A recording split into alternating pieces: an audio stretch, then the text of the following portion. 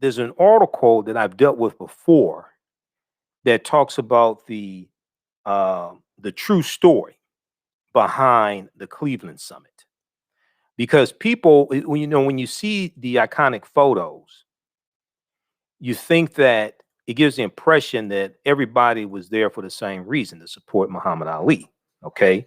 And we know it was April 28th, 1967, that Ali refused to um, be drafted into the army to go fight in Vietnam.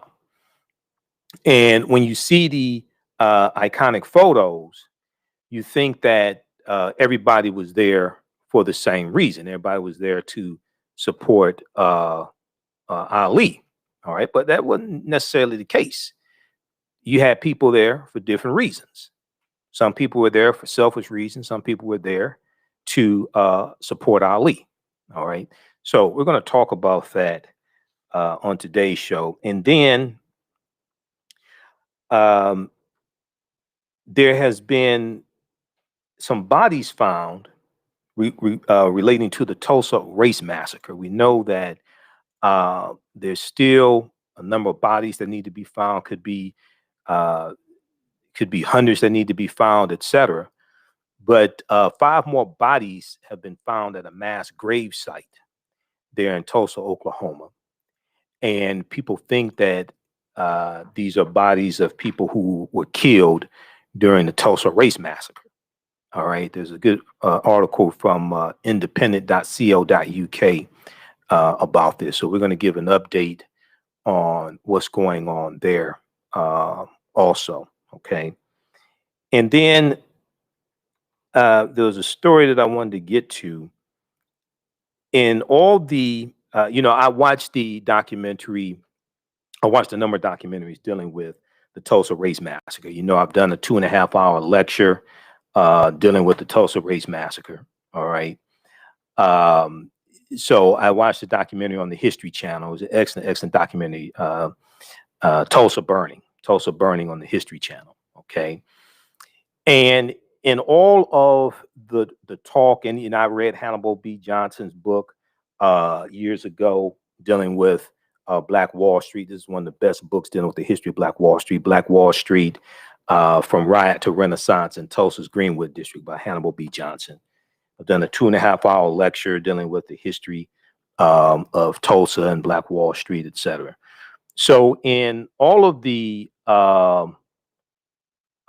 talk about Black Wall Street, the question that has to be asked is, how did it go so long and no one talked about it? It wasn't in history books. Articles weren't being written about it. Okay. You had a lot of people for decades, a lot of people outside of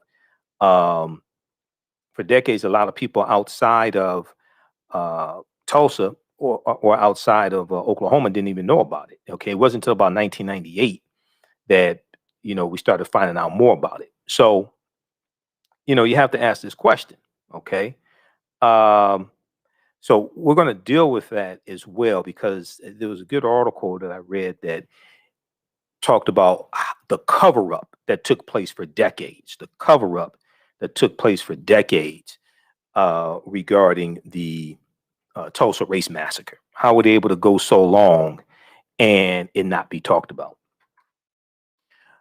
All right, so we'll deal with that as well. Now, on the African History Network show, we focus on educating, empowering, and inspiring people of African descent throughout the diaspora and around the world, because right now it corrects wrong behavior. What you do for yourself, what you do to yourself, and what you allow other people to do to you and get away with is based upon what you think about yourself. What you think about yourself is based upon what you have been taught about yourself. What you've been taught about yourself is based upon everything you've read, heard, and seen about yourself. So when you control the radius of a man or a woman's thoughts, you can control the circumference of his or her actions, because the mind can't do or teach what it doesn't know. Now, we deal with a number of different topics here on the African History Network show. We deal with current events and history, politics, education, economic empowerment, relationships, love, sex, health issues, and much, much more. Sign up for our email newsletter. Text the word Kemet, Kemet, to 22828. To sign up for our email newsletter, text the word Kemet, Kemet, to 22828. To sign up for our email newsletter, also visit our website, AfricanHistoryNetwork.com. AfricanHistoryNetwork.com. You can still register for the online course that I teach on Saturdays, 12 noon to 2 p.m. Eastern Standard Time. Ancient Kemet, the Moors, and the Ma'afa, Understanding the Transatlantic Slave Trade, what they didn't teach you in school. Ancient Kemet, the Moors, and the Ma'afa, Understanding the Transatlantic Slave Trade, what they didn't teach you in school. This is I'm adding an additional week, is a 10-week online course that I teach. We deal with thousands of years of history and what led up to the transatlantic slave trade taking place. Our special guest speaker on Saturday, June 12th, is going to be Dr. David Imhotep, author of the book, The First Americans Were Africans, Documented Evidence. Had been trying to get in touch with him. He's been on vacation for 3 weeks. But he called me this past Thursday. So he's going to present to my class again. You don't want to miss this, because we'll deal with the premise of his book. We'll deal with the evidence of the African presence in the Americas, going back at least in this land that we call the United States of America, going back at least 51,700 years ago. These are the Khoisan, who come from Southern Africa and have the oldest DNA on the planet.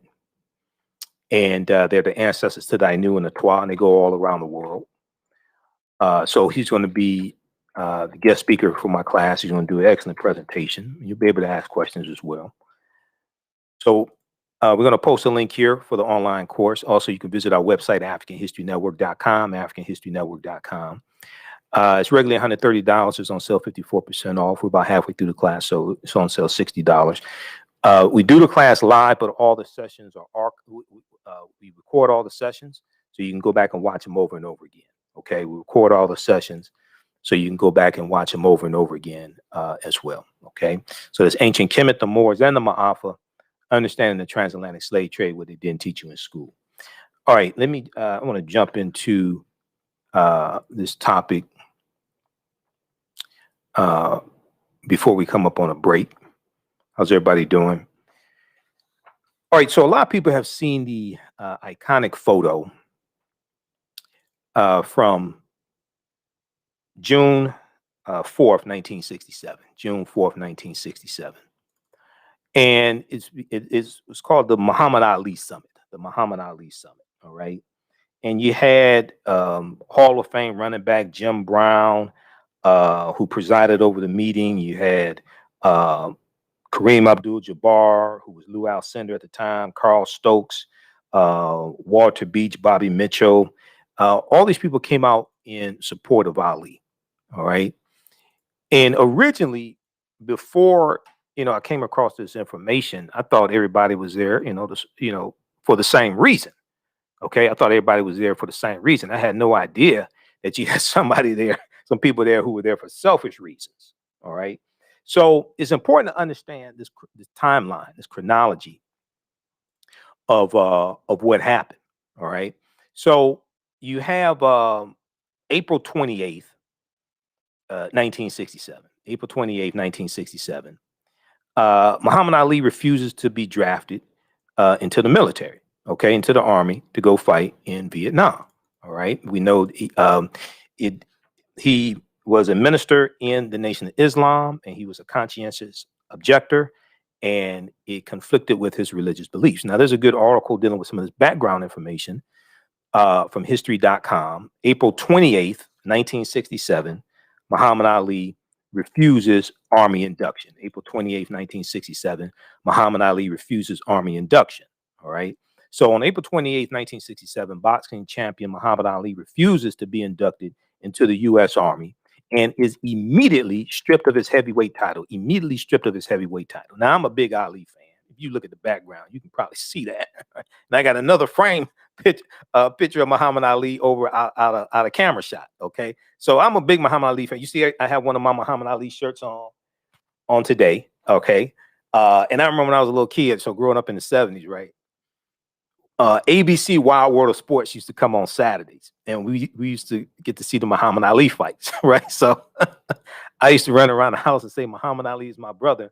Muhammad Ali is my brother, because this is 1970s. You still have, we wearing afros. You still have, Black pride and things like this, right? So Muhammad Ali was a big hero to children.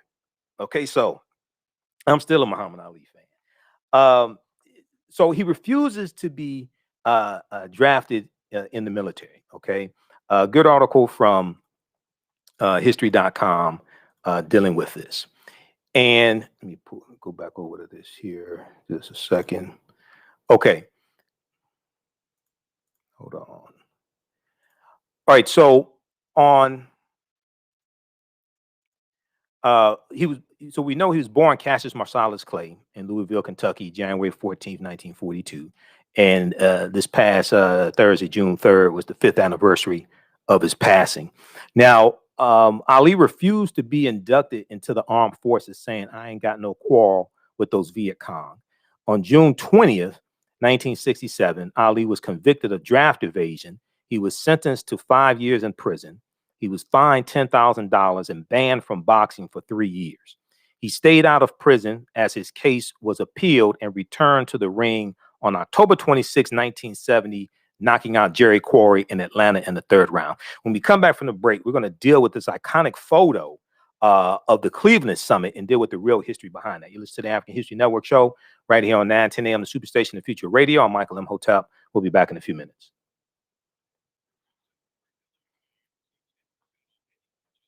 All right, stand by, everybody. Stand by.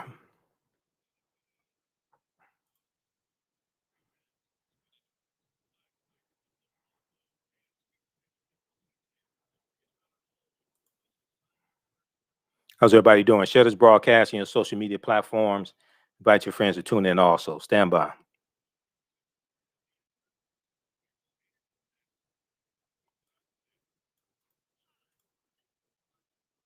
Stand by, everybody. Back from break in 4 minutes.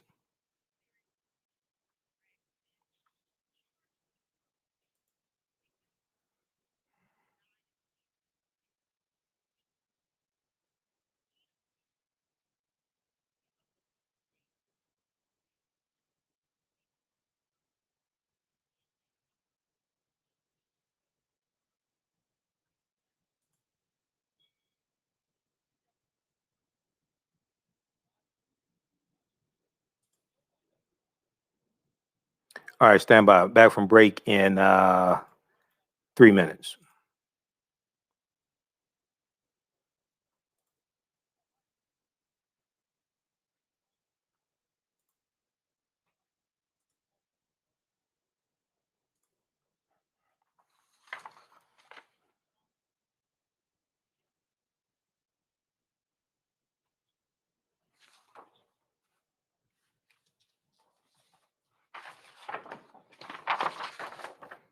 Okay, who we have here?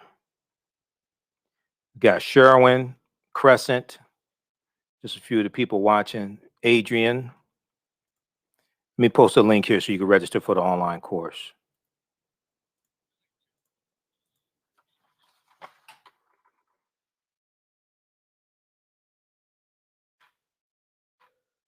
Welcome back to the African History Network show right here on 910 a.m. the Superstation of Future Radio.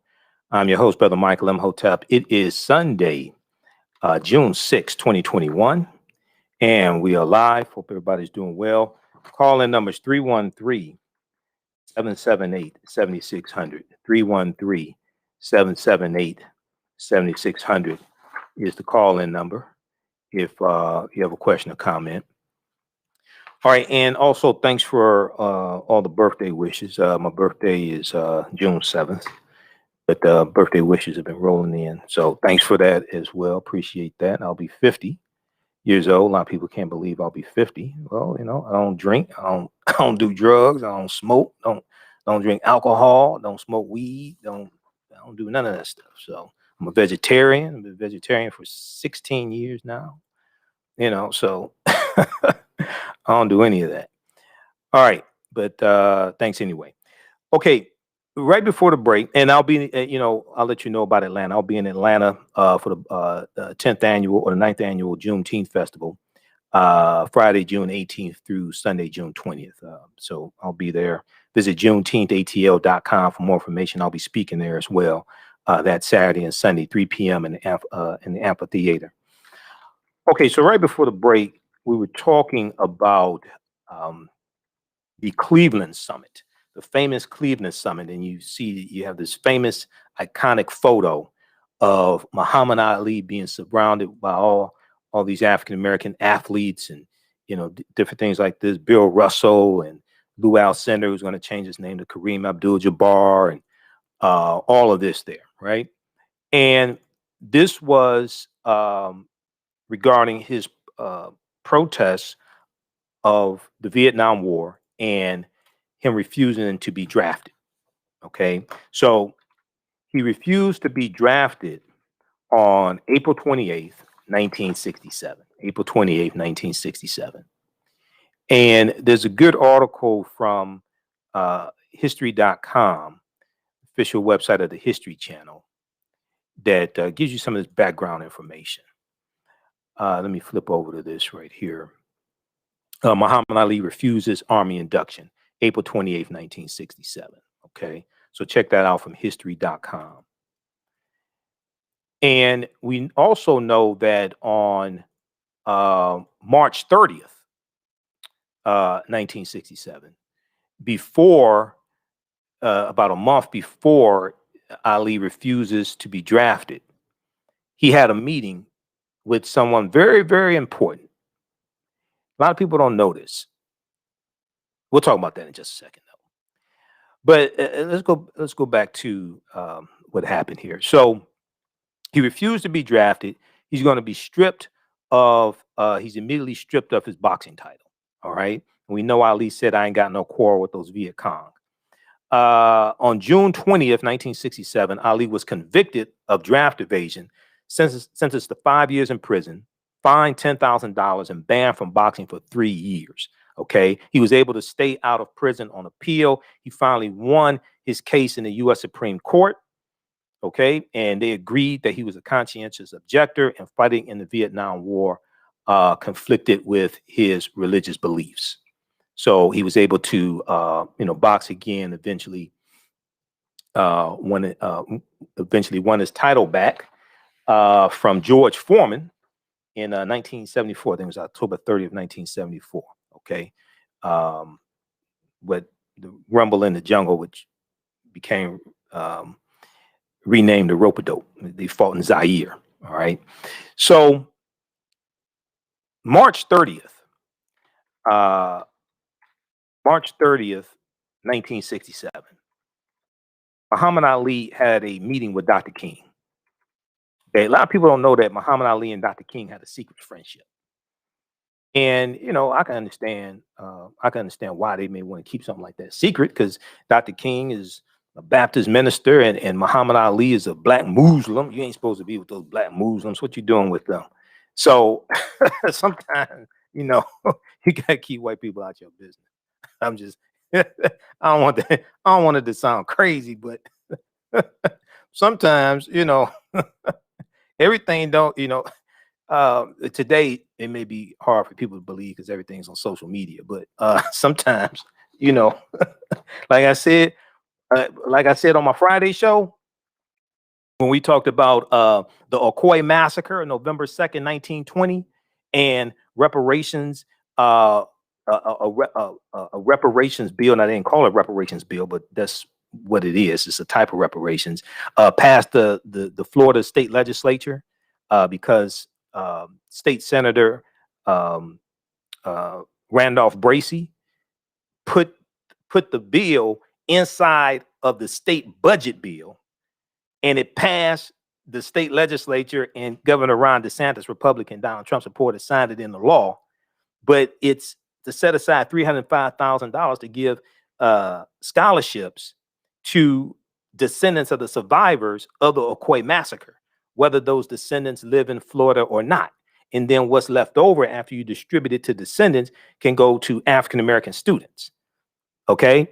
And now he didn't call it reparations because he said he had to be smart about it because he wanted to get the bill passed. See, this is why I said when you study the history of slavery in this country, there was a reason why most slaves who ran away at nighttime and not in the daytime. See, there was a reason why.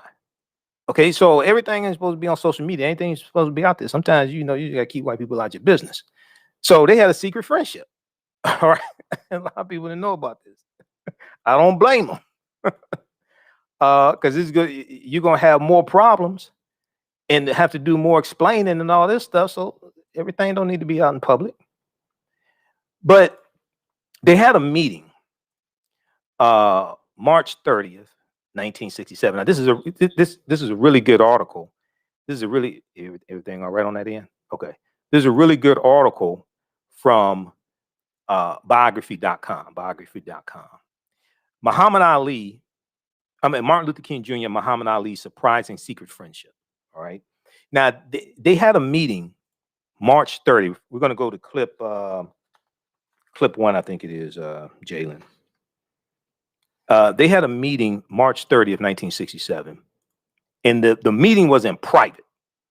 They came out of the meeting and spoke briefly with the media. Yeah, clip one. We've got to go to that. They came out and spoke to the media briefly to talk a little bit about what they talked about behind closed doors, but not much. All right. Here's this clip. Let's go to what happened. Let's go to this clip, Jalen. What did you discuss back in the hotel room? Nothing, just friends, just like cruise chef and Kennedy and everybody. When the people, all of the politicians of all other white races come together, and they, although they believe different, they think different, whites can come together and discuss the common cause. But whenever a few of us come together, the world is shook up. And I say, whatever went back there is our business. Reverend King, do you agree? Oh, yes, yes. We had a very good discussion on many matters. And, of course, these are not things that we would discuss here. But we do have common problems and common concerns. And above all, as Muhammad Ali has just said, we are all victims of the same system of oppression. And even though we may have different religious beliefs, this does not at all bring about a difference in terms of our concern. Still brother. Do you share the same, one more question, do you share the same concern that Muhammad has for his draft status? Oh, I certainly do. My views on the draft are clear. I'm against it. And I think the sooner our country does away with the draft, the better it will be for everybody. I'm very disturbed about the militaristic posture of our nation. And I think until we have a radical reordering of priorities in our country, we are going more and more to the depths, and I should say to the doom that follows arrogance of power, as Senator Fulbright said. Okay. All right. Pause it right there. Pause it right there. All right. So they're giving you a little insight into what they talked about.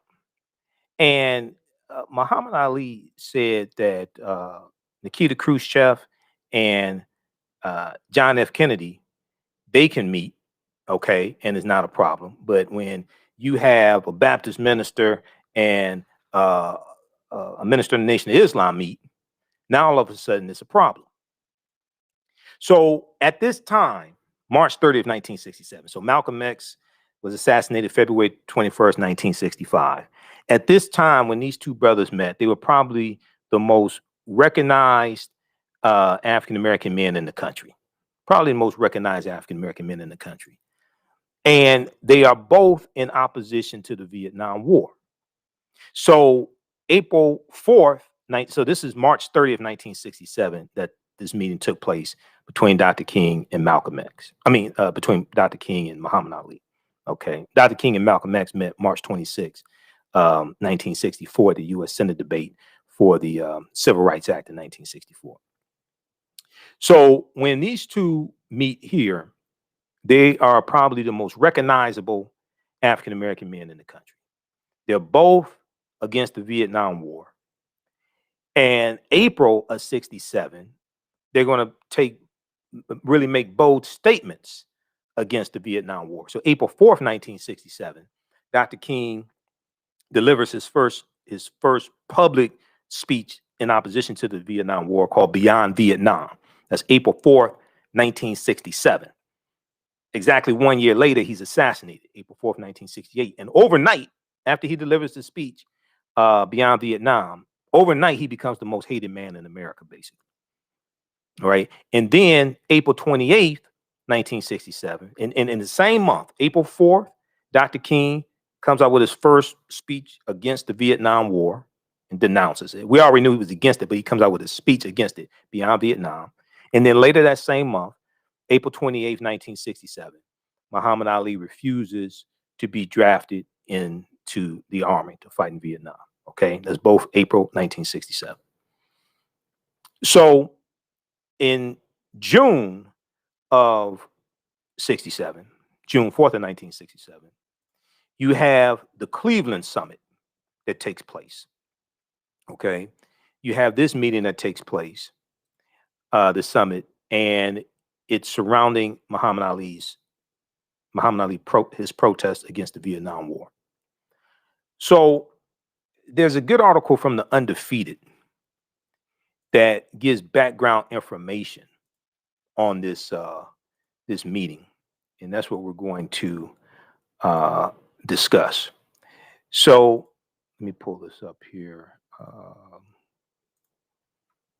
Just one second. Okay, the Cleveland Summit and Muhammad Ali, the true story. Okay, the Cleveland Summit and Muhammad Ali, the true story from the Undefeated. And before, we talked about this article here on the show maybe a couple of years ago, something like that. And before reading this article, I thought everybody was there in support of Ali, but that ain't exactly what happened. So on Sunday, June 4th, 1967, some of the greatest Black athletes in the country gathered in the nondescript office building in Cleveland, Ohio. According to legend and countless media reports in subsequent years that failed to challenge that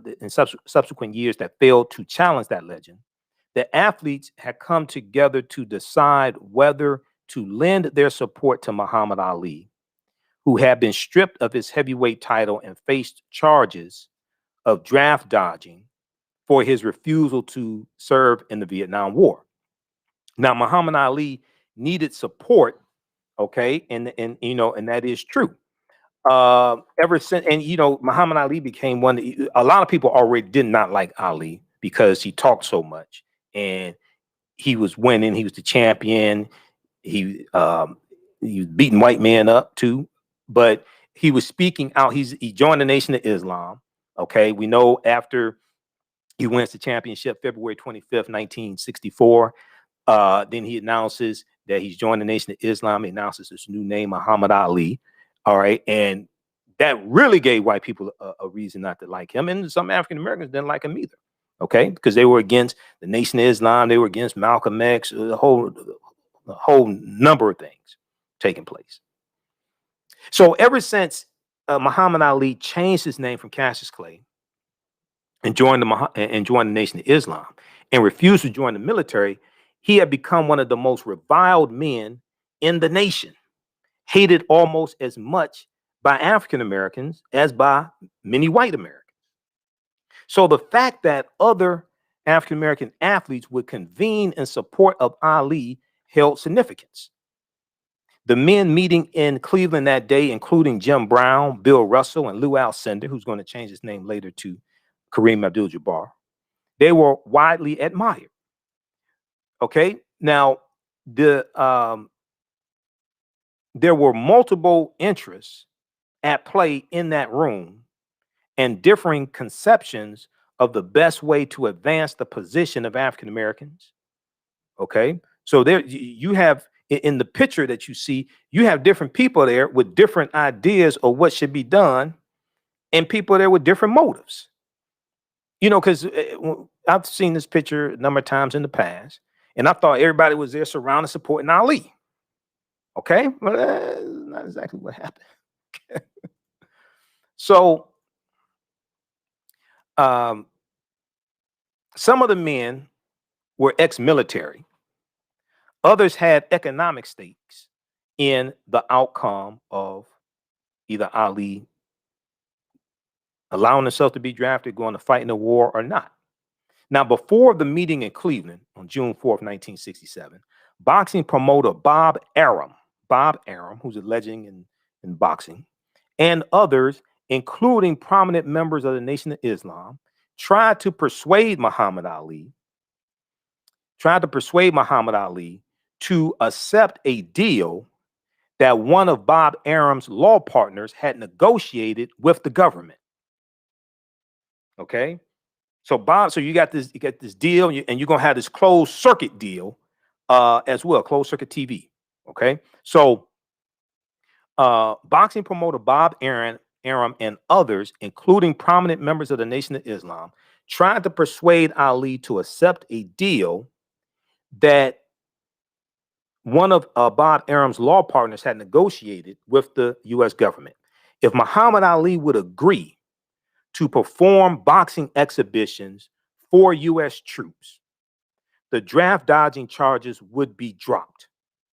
If he allowed himself to be drafted into the military, and he agreed to perform boxing exhibitions like Joe Louis did when Joe Louis was in the Army as a sergeant in the Army, then they would drop the draft evasion charge, the draft dodging charges. All right.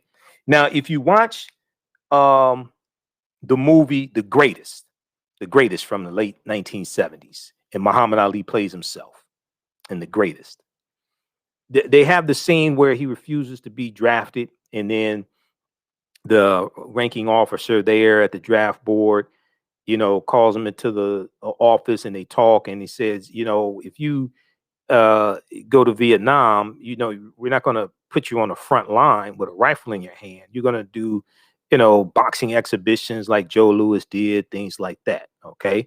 And Muhammad Ali said something to the effect of, he said, if I go and allow myself to be drafted and I go into the war, you're going to use that. You're going to use me being in the military as an excuse to say it's all right for the war to take place, and it's all right for other black people to be drafted. And he said, you're not going to use me like that. He said, I'd rather just go to jail right now. So they struck this deal, and if Ali allowed himself to, if Ali agreed to go into the military, he would do boxing exhibitions. All right. Now, when you listen to people like Kwame Ture, Stokely Carmichael, the whole anti-war movement got a huge boost when the reigning heavyweight champion of the world, Muhammad Ali, refused to be drafted into the military. And Stokely Carmichael talked about this. And one of the things, I saw a video of him at the time, one of the things he was saying is that there are places in Louisville, Kentucky, that Muhammad Ali can't go because of segregation. Even though this is after the 1964 Civil Rights Act. He said there's still places that he can't go, but they want him to go to Vietnam to fight for freedom in Vietnam that black people don't have in this country. I mean, that was before the 1968 Fair Housing Act was passed. So you have all these dynamics taking place. Now, at the time, Bob Arum, A-R-U-M, was running a company called Main Bout, M-A-I-N-B-O-U-T, Main Bout, which controlled the closed circuit television rights for Muhammad Ali's fights. Main Bout needed Muhammad Ali to attract closed circuit viewers. Okay, otherwise you can't make the money. Among Bob Arum's partners in Main Bout were Jim Brown, who you see center, who presided over the meeting, Jim Brown, and two leading figures in the Nation of Islam, Hermit Muhammad, son of Nation of Islam leader, Honorable Elijah Muhammad, and John Ali. Okay, and even when you go and watch The Greatest, they show, the Nation of Islam being involved in managing him at one point, managing him, being involved in setting up his fights, things like this. You see that in the movie Ali, played by Will Smith. You see that also depicted in the film, in the films. Okay, so John Ali, at the time, the Nation of Islam's national secretary, the writer of the article is Jonathan Eig, E-I-G. He said, John Ali told me that he and Herbert Muhammad profited personally from the agreement with Maine Bout with Bob Arum, Arum. It was not a deal with the Nation of Islam. It was the deal that they had with Bob Arum. Okay, these two had with Bob Arum. It was not a deal with the Nation of Islam. Now that meant that Bob Arum and Jim Brown, Herbert Muhammad, and John Ali all had an incentive to get Muhammad Ali in the ring as soon as possible. A lot of money was on the line. In addition to this, Bob Arum told Jim Brown that if he and other African-American athletes could persuade Muhammad Ali to resume boxing, the athletes would be rewarded with local closed circuit franchises. Okay. Bob Arum told Jim Brown that if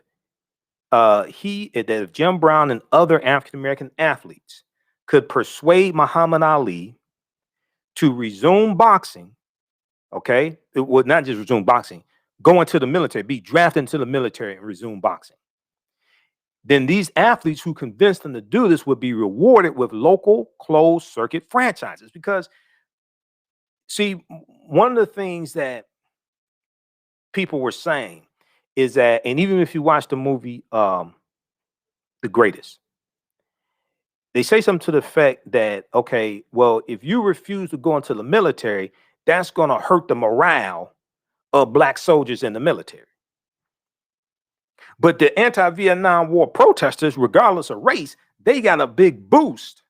It gave them a big boost to have Ali refuse to fight in Vietnam and refuse to allow himself to be used like that.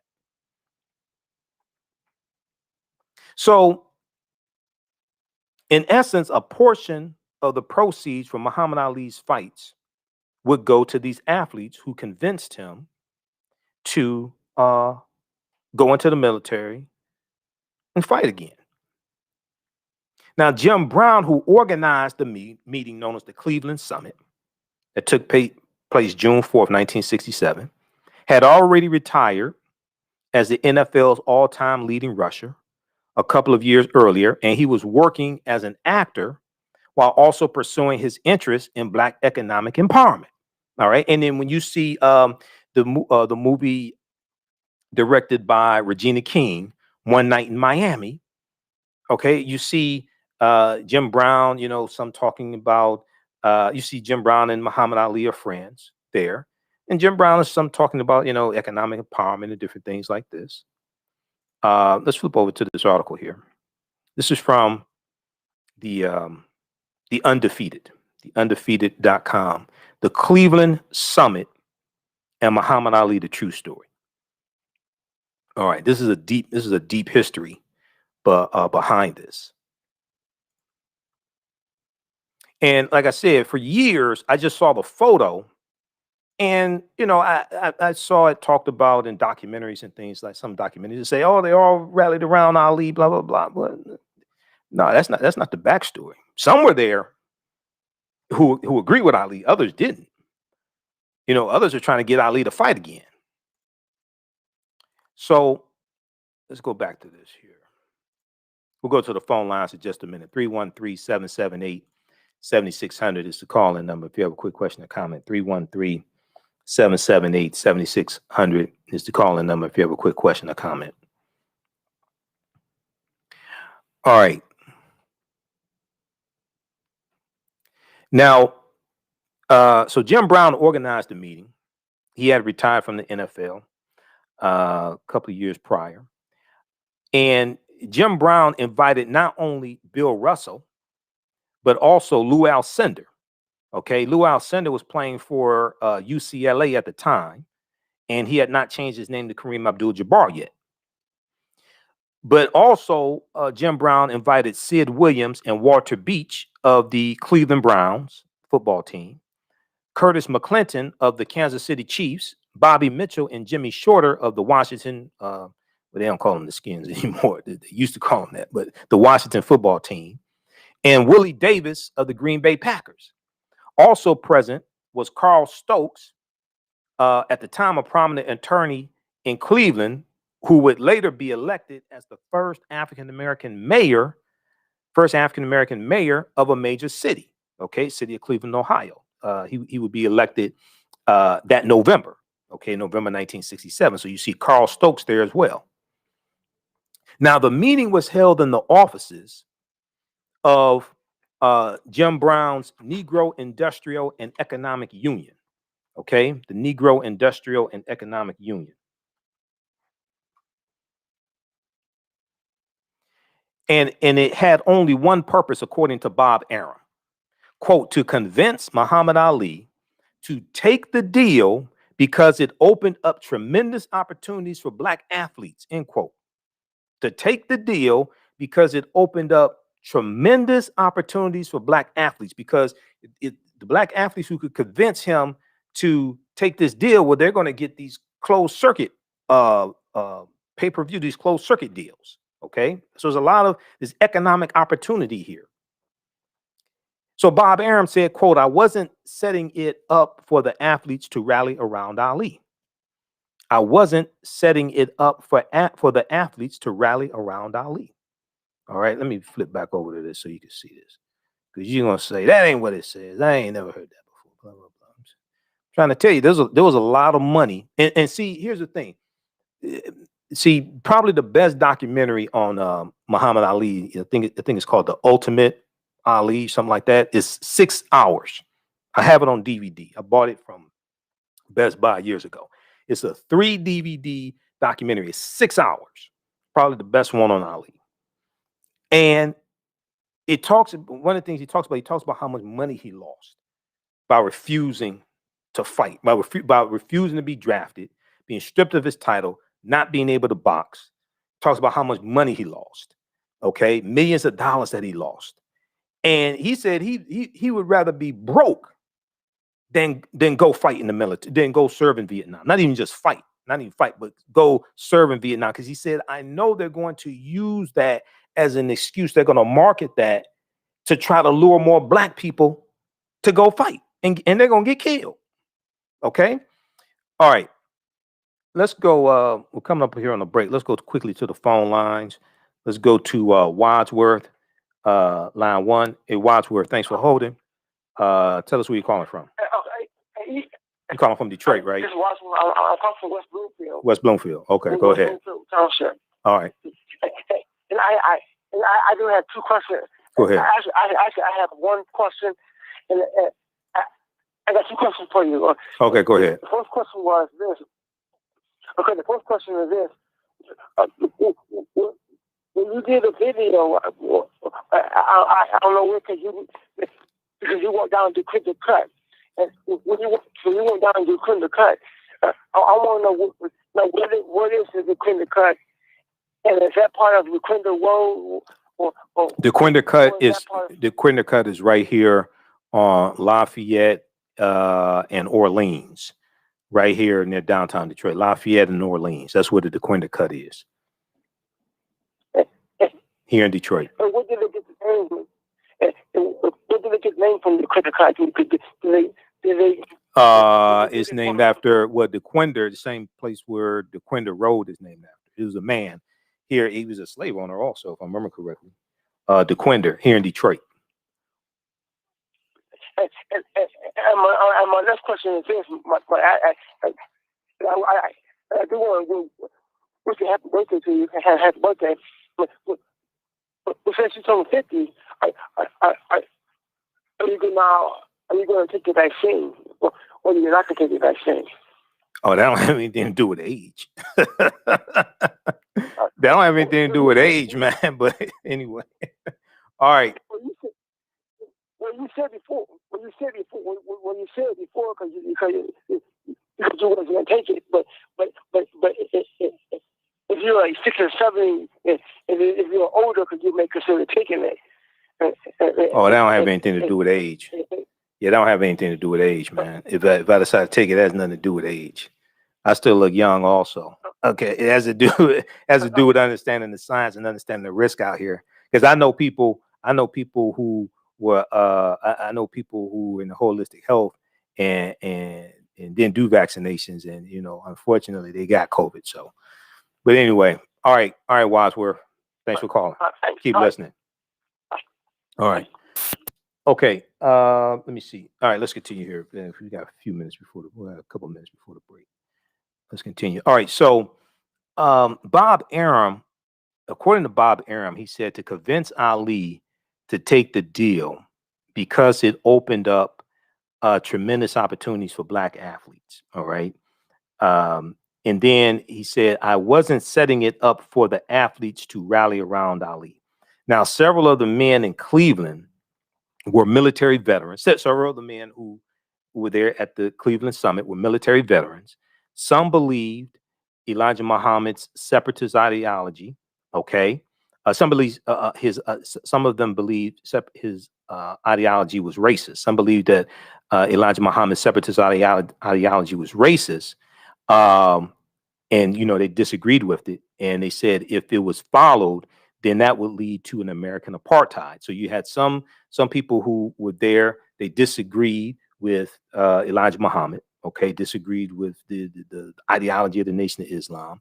Some who were there were military veterans, all right, and they arrived intent on challenging Muhammad Ali, challenging his position. Davis of the Green Bay Packers said, quote, my first reaction was that it was unpatriotic, okay, referring to Muhammad Ali's anti-war stance. And Davis was one of three men in the room who confirmed Bob Arum's version of the story as well. Okay, he was one of three men in the room who confirmed Bob Arum's story. Now, Muhammad Ali worked the room like it was his birthday party, cracking jokes and talking to everyone at once. When men aimed hard questions at him, the boxer never got defensive. He spoke passionately and confidently.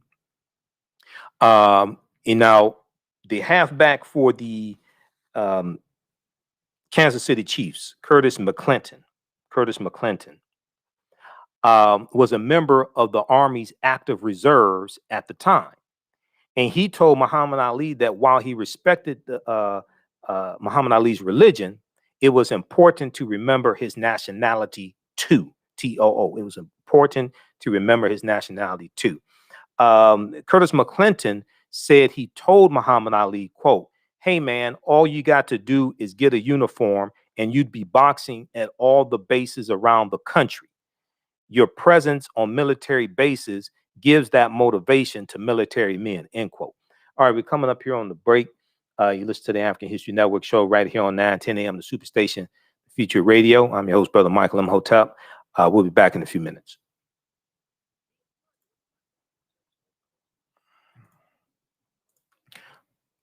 All right, everybody, stand by.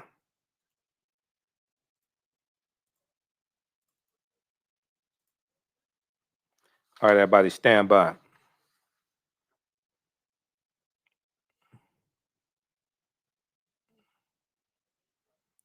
How's everybody doing? Everybody share this broadcast on your social media platforms.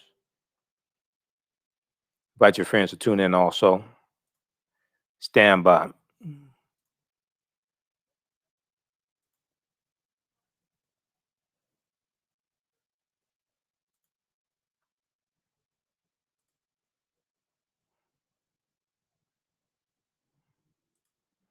Okay, stand by.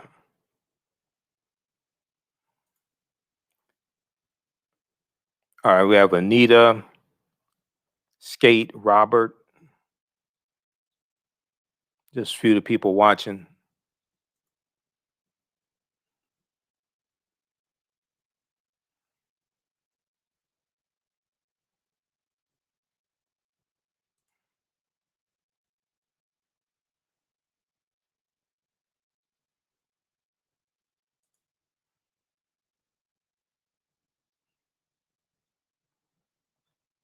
All right, back from break in 2 minutes.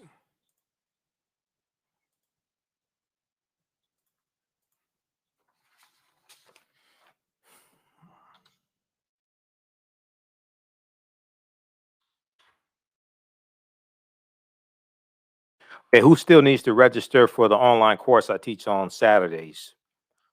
Ancient Kemet, the Moors, and the Ma'afa, understanding the transatlantic slave trade, what they didn't teach you in school. Next class is Saturday, June 12th. Our guest speaker is going to be Dr. David Imhotep, author of the book, The First Americans Were Africans, Documented Evidence.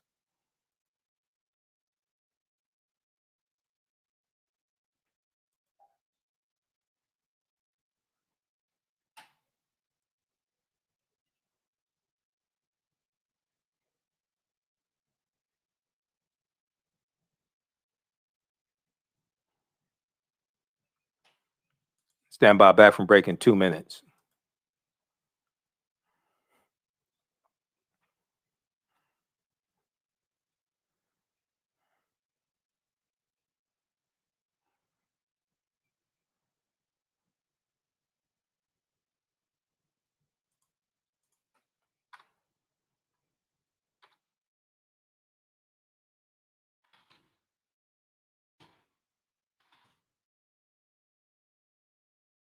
(910 AM Superstation, a division of Adele Media. The views and opinions expressed on any program are those of the producers and or the persons appearing on the program and do not necessarily reflect the views and opinions of 910 AM Superstation or Adele Media.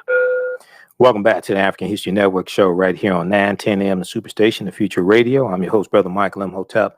It is Sunday, June 6th, 2021, and we are live. Hope everybody's doing well. You can give us a call if you have a quick question or comment, 313-778-7600. 313-778-7600 is the call-in number if you have a quick question or comment. So we're talking about the Cleveland Summit, supporting for Muhammad Ali, also called the Muhammad Ali Summit. It took place on June 4th, 1967. June 4th, 1967.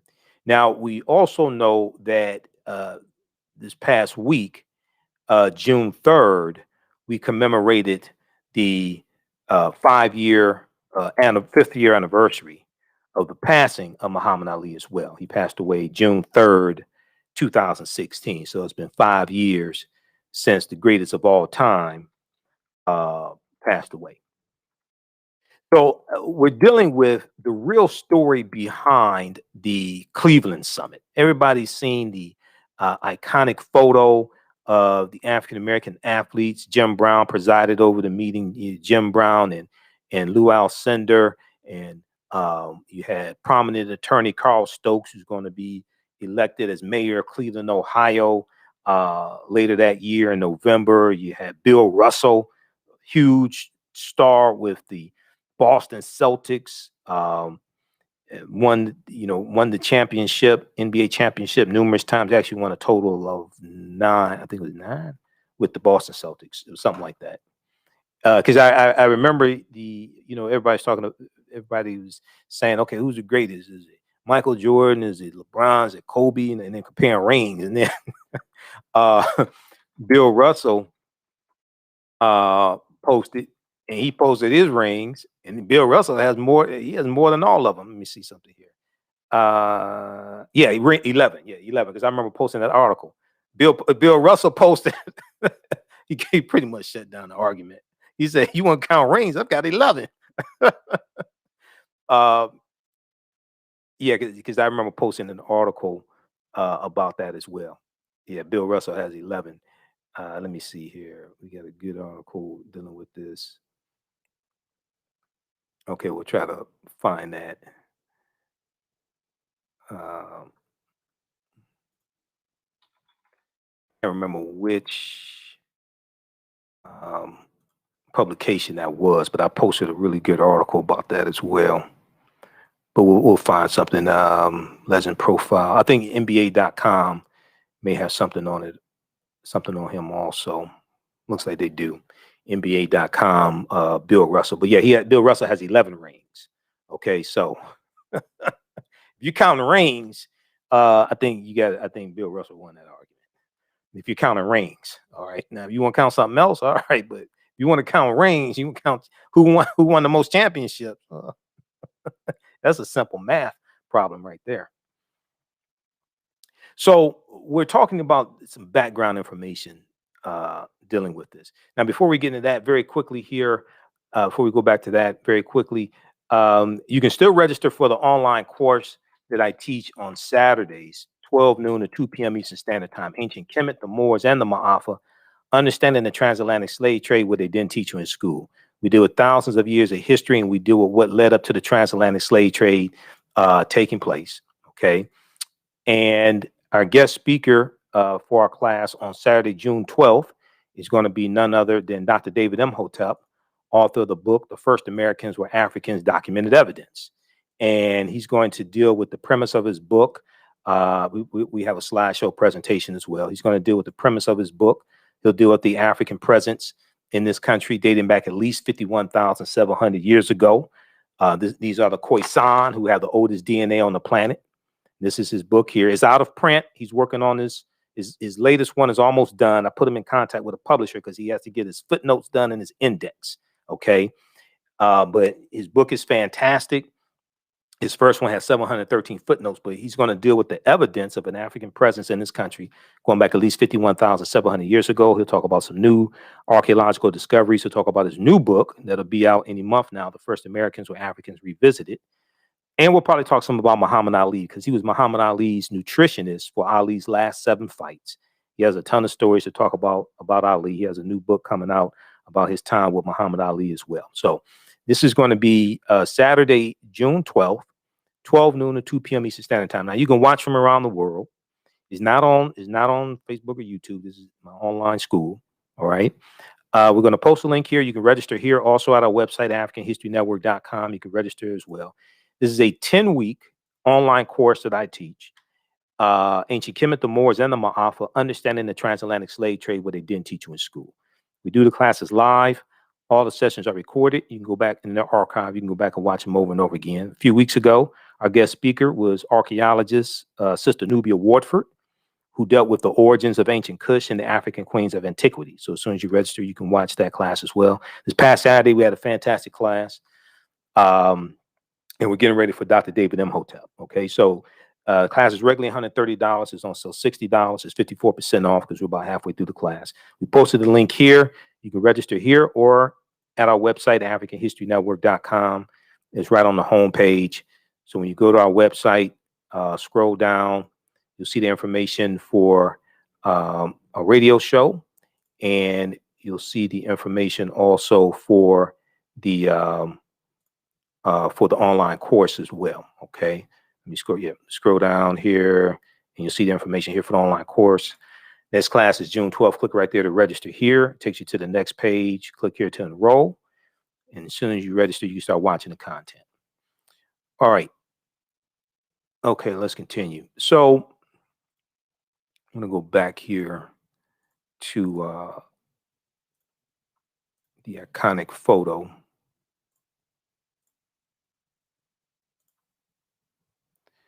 All right. So let's continue.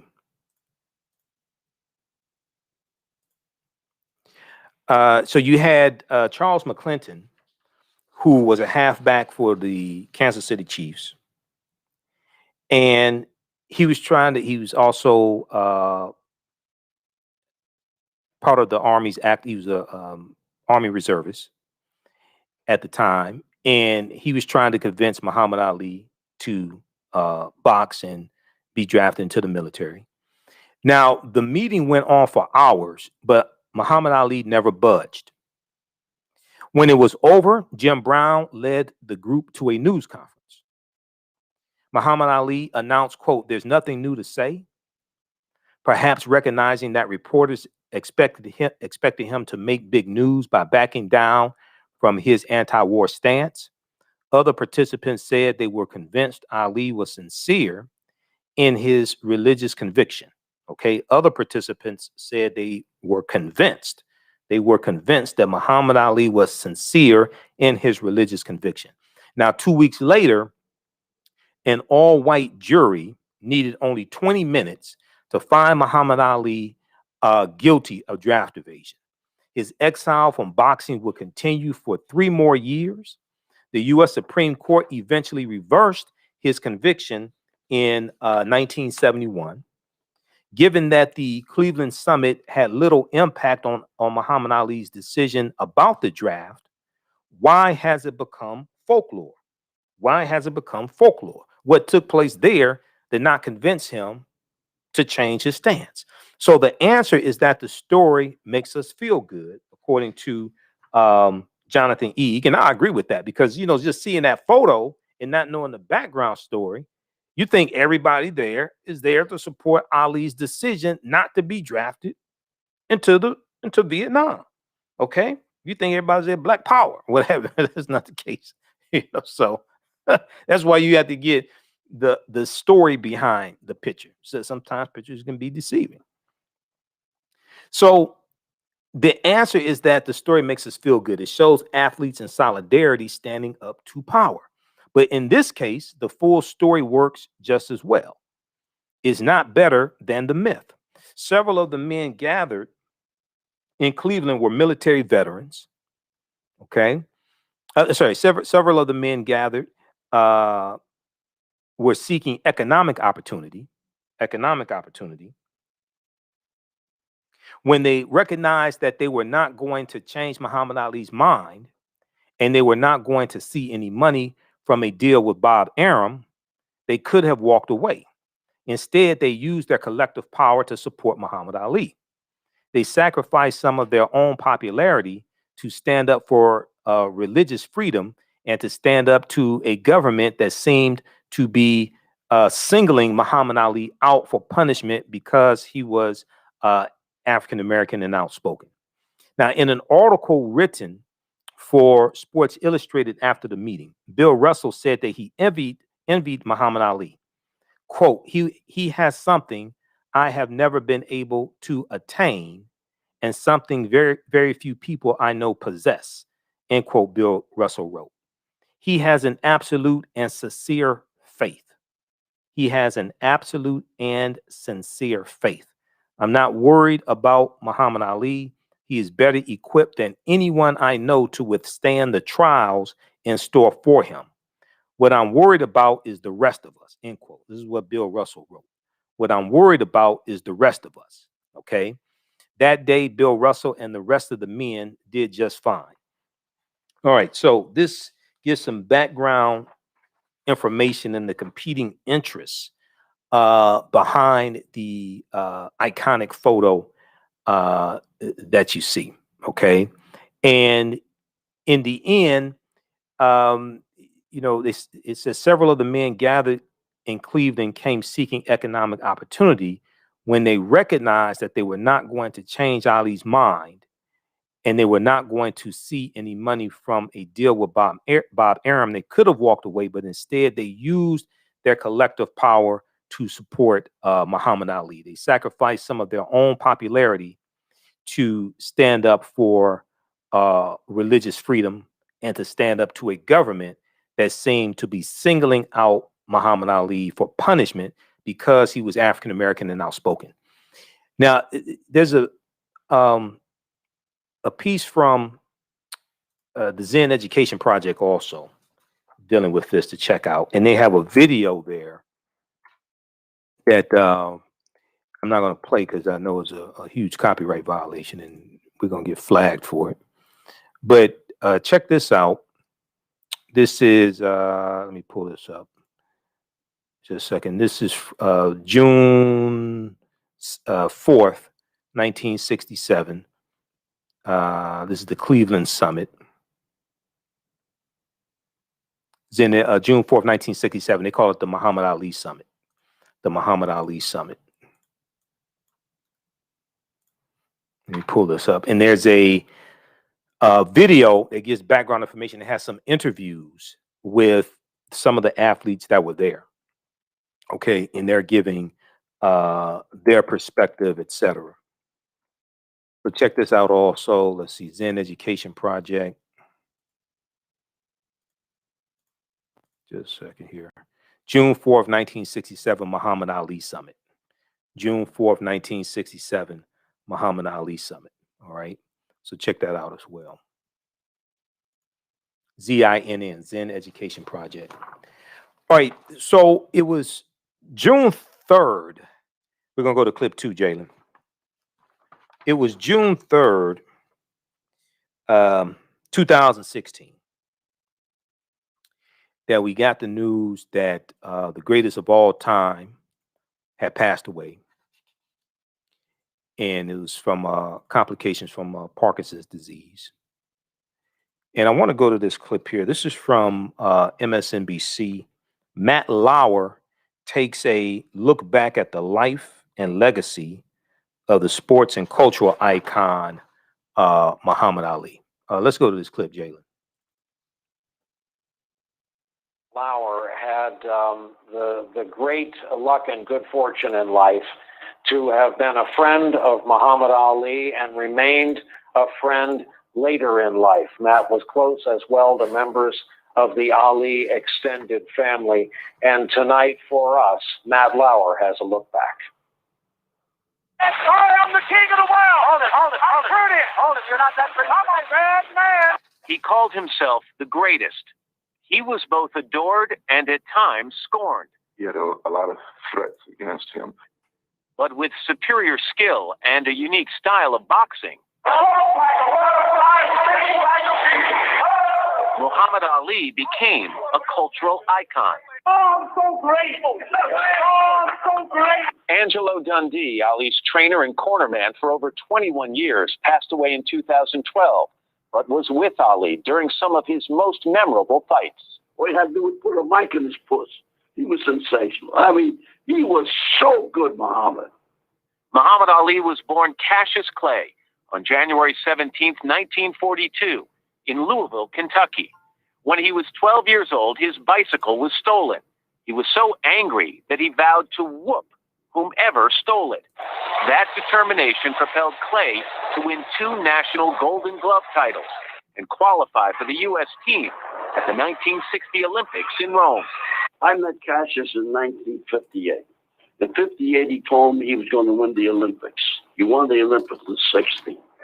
Clay wore his gold medal for 2 days straight, though he would later throw it into the Ohio River, disillusioned by his second-class treatment when he returned home.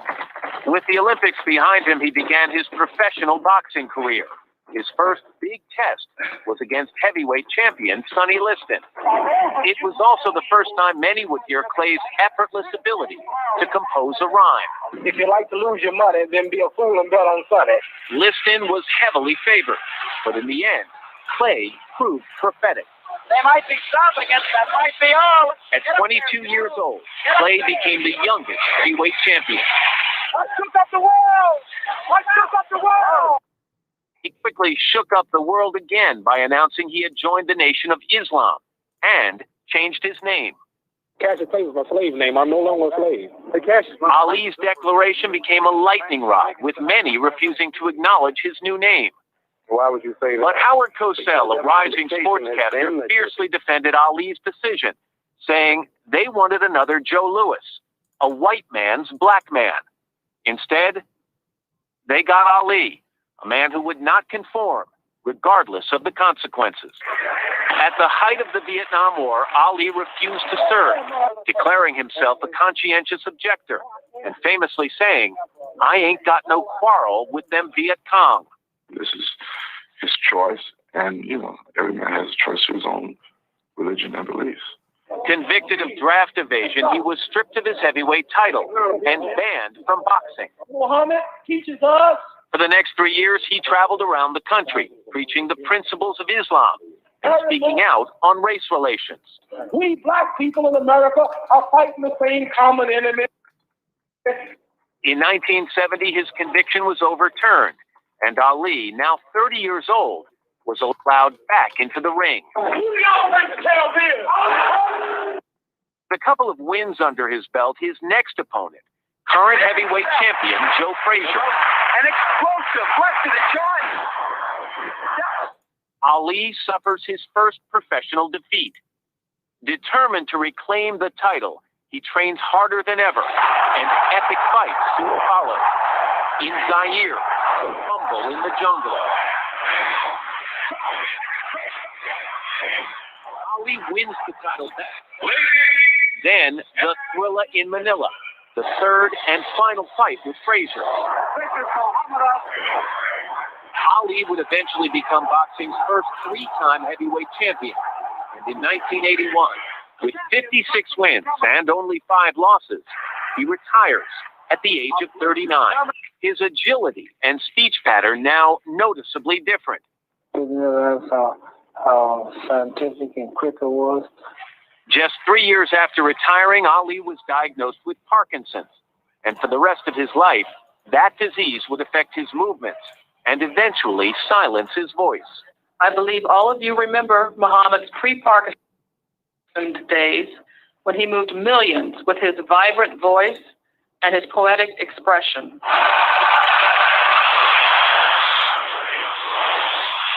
His surprise appearance at 1996 would move the world once again. 3.5 billion people watched. The champ delivered another great moment. This was a moment for the whole world to stand. Thank you. Ali was married 4 times, including current wife Lonnie, his partner for more than 25 years. Hey, pause it right there. Pause it right there, Jalen. Pause it right there. Pause it right there. We'll continue on the other side of the break. You listen to the African History Network show right here on 910 a.m. the Superstation of Future Radio. I'm your host, Brother Michael Imhotep. We'll be back in a few minutes. All right, stand by, everybody. Stand by. Okay, share this broadcast. We'll be back from break in a couple of minutes. Okay, somebody emailed me about how to enroll. Okay, who still needs to register for the course you should? Okay, how you doing, Becky? How's everybody doing? Can you all hear me? Okay, who still needs to register for my online course on Saturdays? 12 noon to 2 p.m. Eastern Standard Time.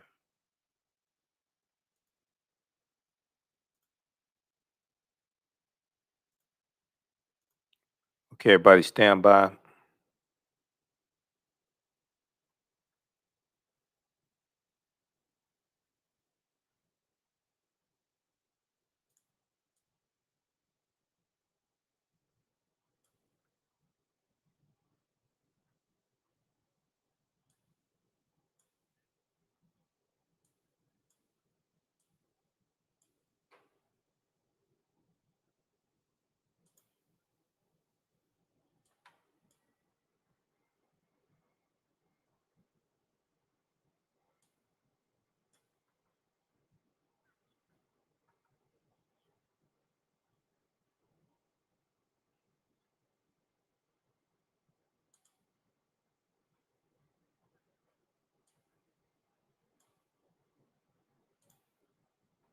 Stand by, back from break in 2 minutes.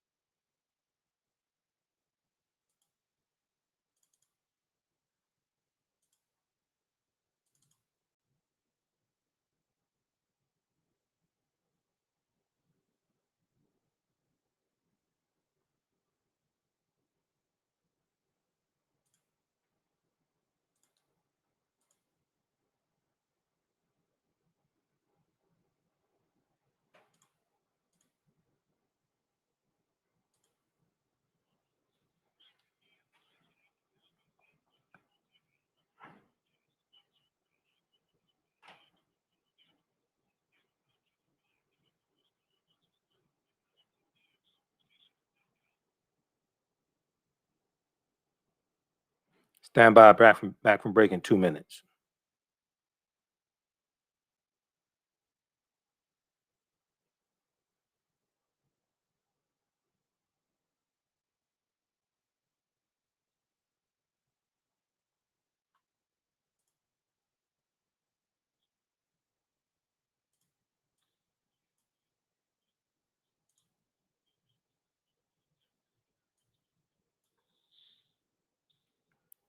Welcome back to the African History Network show right here on 910 a.m. the Superstation Future Radio. I'm your host, Brother Michael Imhotep. It is Sunday, June 6, 2021. And we are live. Hope everybody's doing well. Right before the break, I was sharing this clip. It backed that clip up about a minute or so, Jalen. We're going to go back to it. So we just finished talking about the real story behind the Cleveland Summit, the real story behind the Cleveland Summit, and the iconic photograph of Muhammad Ali surrounded by the African American athletes. And that took place on June 4th, 1967. Okay. And we know this past week, June 3rd, was the 5th anniversary of the passing of Muhammad Ali, passed away June 3rd, 2016. So I was sharing this clip here from NBC News from the day he passed away, and they did a recap of his life. It's a really good clip. Matt Lauer is talking about Muhammad Ali. So we're going to go back to this clip. Let's go back to this clip, Jalen.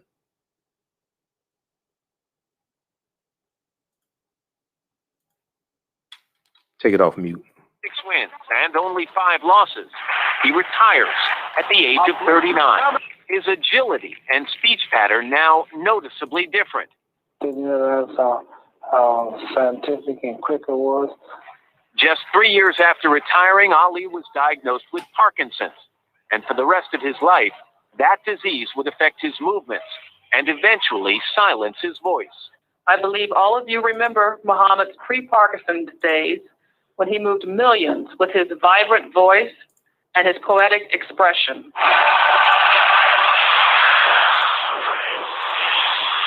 His surprise appearance at 1996 Olympics moved the world once again. 3.5 billion people watched. The chance delivered another great moment. This was a moment for the whole world to say, thank you. He was married 4 times, including current wife Lonnie, his partner for more than 25 years. He also had 9 children, 7 daughters and 2 sons. All of them he called a gift from God. Ali wrote that he'd like to be remembered as a man who tried to be a good father, who stood up for his beliefs. Muhammad Ali, the greatest.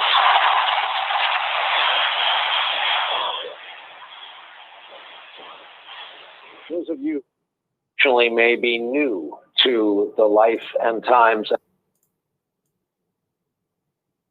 Was that it? Okay. Yes, that was okay. All right, thanks. That was the end of the clip. Okay, so that is from that clip. So we got the news late that night, and then it was airing all day on MSNBC. Okay, but that clip right there is from June 4th, 2016. Muhammad Ali passed away June 3rd, 2016. Okay. So once again, the greatest of all time, rest in peace, Muhammad Ali. And you see me with one of my Muhammad Ali shirts on as well. All right, I want to go to this next story here. And this deals with Tulsa Race Massacre. Okay. Now, this past Tuesday, June 1st, you had the 100th commemoration of the Tulsa Race Massacre. And now you watch the news, it kind of seems like that didn't take place. Now we've been talking about it before the commemoration took place. I've been talking about it almost every day since then, because that's what we deal with. We deal with history, we deal with current events. We don't do a bunch of gossip and all that nonsense. I don't have time for that. I have like real content. Okay, so I don't have time to do that. But there was two things.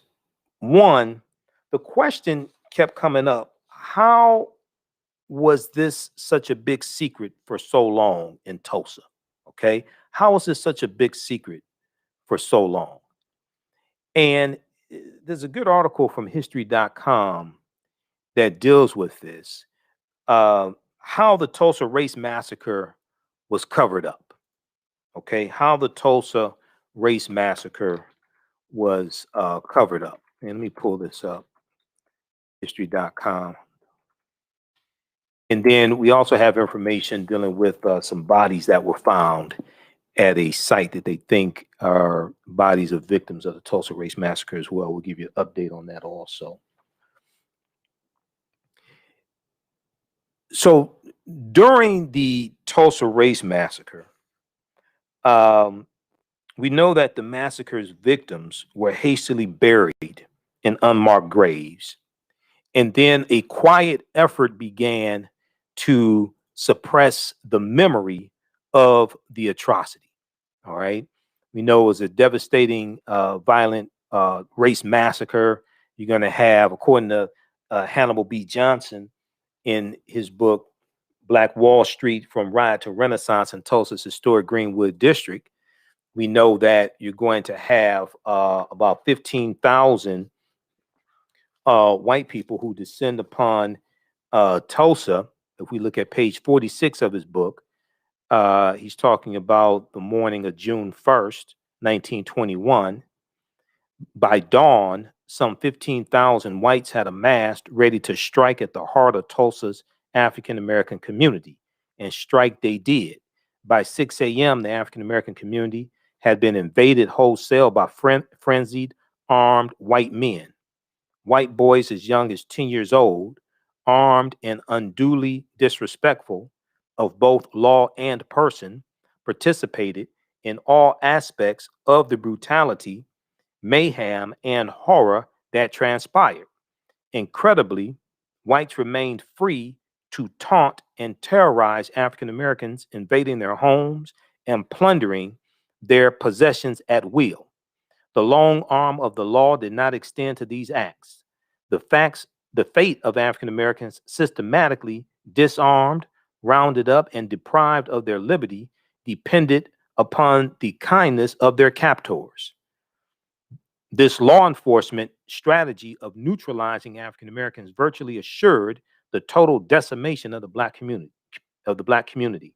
In practice, it left the Greenwood district defenseless and vulnerable, and extended an open invitation to the thieves, arsonists, and killers who ran roughshod through the streets of Tulsa. We know there was about $1.8 million to $2 million worth of damage. 1,256 houses were looted and burned. Okay, we know at least 300 people were killed. Thousands were left homeless. Many of them had to live in tents over the winter. So you asked the question, well, how is it that this was a secret for so long? Okay, how is it that this was a secret for so long? There was a concerted effort to intimidate people, to keep this from being taught in schools, to keep this story out of history books.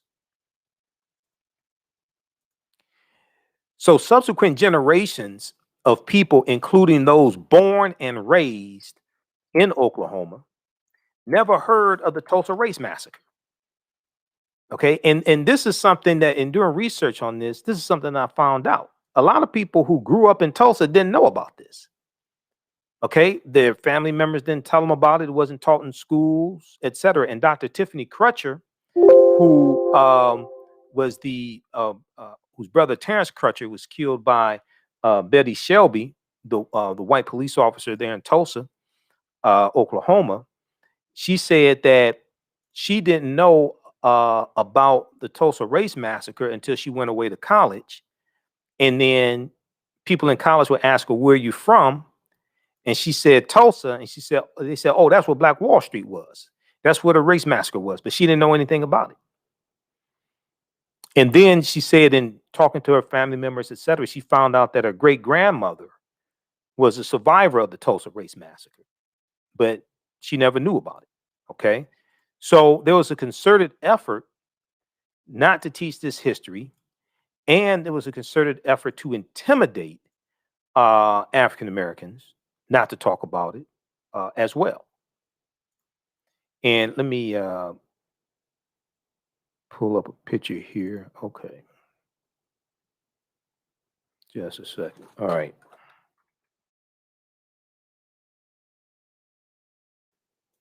Okay, let's continue. 313-778-7600 is the call-in number if you have a quick question or comment. Then I'll let you know what's going on in Atlanta for the Juneteenth festival, because I'll be in Atlanta Friday, June 18th through Sunday, June 20th. I'll be speaking that Saturday and Sunday at Centennial Park, the 9th annual Juneteenth Atlanta parade and music festival.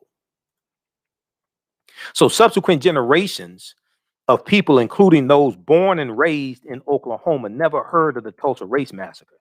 Starting in the 1990s, a series of events finally began to force the shocking history back into public eye. All right. Now, the violence of the Tulsa Race Massacre was not unique for its time, but it was one among a series of mob attacks carried out against the African American community in the early 20th century. Tulsa's dark chapter unfolded when Dick Rowland, a 19-year-old African American shoe shiner, also known as a boot black, he had dropped out of high school there. He was a football player. He was arrested for, the authorities say, attempted sexual assault. He didn't try to sexually assault Sarah Page, who was 17 years old. And as it turns out, they were lovers. And when you read Hannibal B. Johnson's book, he talks about in the book here how Dick Rowland, I think it was Dick Rowland's grandmother, say that Dick Rowland and Sarah Page left Tulsa together, okay, because they were lovers. And in some of the documentaries that came out, that were shown over the weekend, you know, May 30th, May 31st, June 1st, some of the documentaries, they talk about that a little bit as well, that Dick Rowland, African-American man, and 17-year-old Sarah Page, white girl, they were lovers. Now, with the resurgence of the Ku Klux Klan, and there's a big resurgence of the Klan because of the movie The Birth of a Nation that debuts February 8th, 1915. And then you have Reverend William Joseph Simmons, who starts the second incarnation of the Ku Klux Klan, October 1915, Reverend William Joseph Simmons. After seeing the movie The Birth of a Nation, he restarts the Klan because the Klan had largely died out by 1915. A lot of the early pioneers of the Klan were dead. This is 50 years after the Klan was originally founded. You're going to have a resurgence. You're going to have a reincarnation of the Klan created by Reverend William Joseph Simmons. Okay. And there's an article from Washington Post that deals with Reverend William Joseph Simmons and the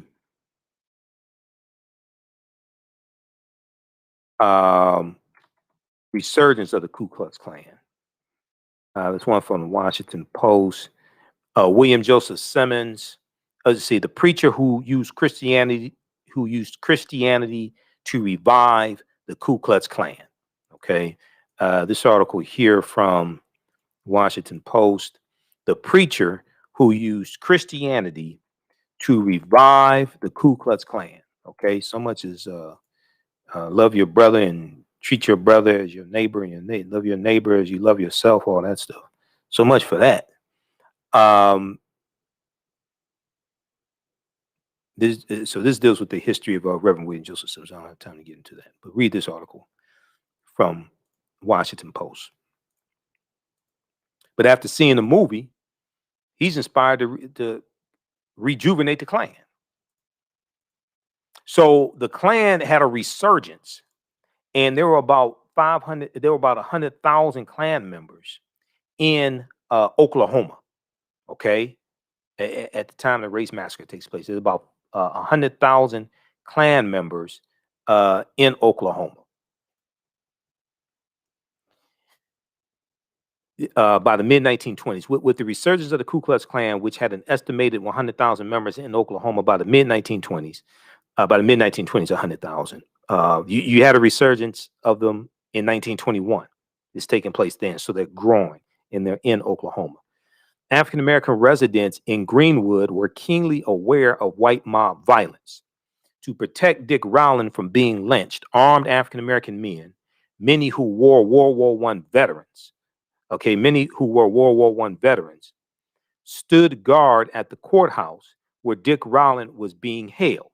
Okay, and it's going to grow to about 200 African American men, and they're armed. All right. You had a lot of retired World War I veterans that lived in North Tulsa, lived in the Greenwood district, and they said we're not going to let them take. They know these white men are going to lynch Dick Rowland. They said we're not going to let them do that. Okay, and when Greenwood is invaded, these brothers are going to shoot back also. Okay, now they're just outnumbered, but they're going to shoot back as well. They just laid down and ran or whatever. No, we fought back and shot back.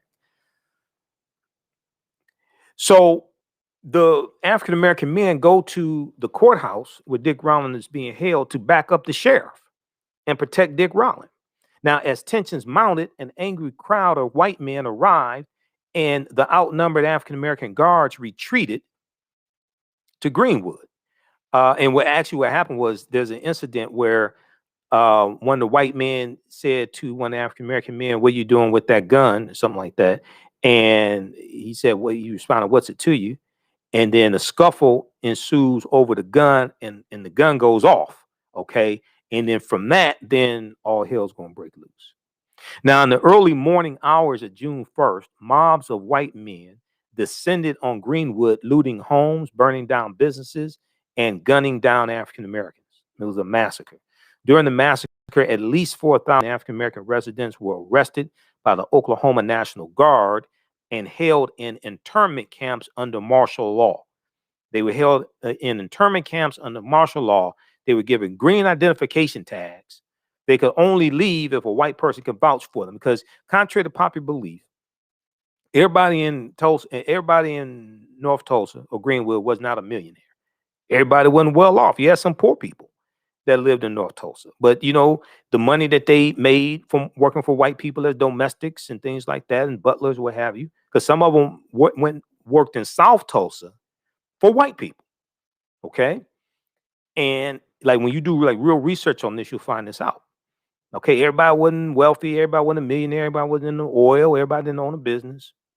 A lot of people did, but poor people living there as well. But they spent their money in Greenwood with African Americans, so the money was able to turn over at least 36 times in general. 36, some estimates are up to 100, depending upon which year you're talking about, which point in time you're talking about. So let's continue here. All right, so you had their homes and businesses torched. You had martial law declared there in the Greenwood district in North Tulsa, where African Americans live. According to oral histories of survivors, scores of massacre victims were then buried in unmarked graves, unbeknownst to those detained who waited days to be released and had no knowledge of where some of the victims had been buried. So the mob destroyed 35 square blocks of businesses and homes, entire businesses. About 1,256 homes were destroyed. Now, when they tried to file the claims for the insurance for homes and businesses, all of the insurance claims were denied. Okay, it's about $1.8 million worth of damage done, 1.8 million up to $2 million worth of damage. Although the number of dead remains undetermined, it is reported that 300 people, mostly African Americans, were killed in the massacre, while a handful of African Americans were charged with riot-related offenses. Okay, no white Tulsa residents were charged with murder or looting. Okay, white people weren't charged with anything. The media, the Tulsa World newspaper there, the white-owned newspaper, they blame African Americans for the killing, for the race riot. They blame them. They said it was their own fault. They talked about black instigators, black agitators. They said they blamed the African Americans for the race massacre. Okay, the newspaper, the Tulsa World newspaper, they had a headline from June 1st, and I think we have it here.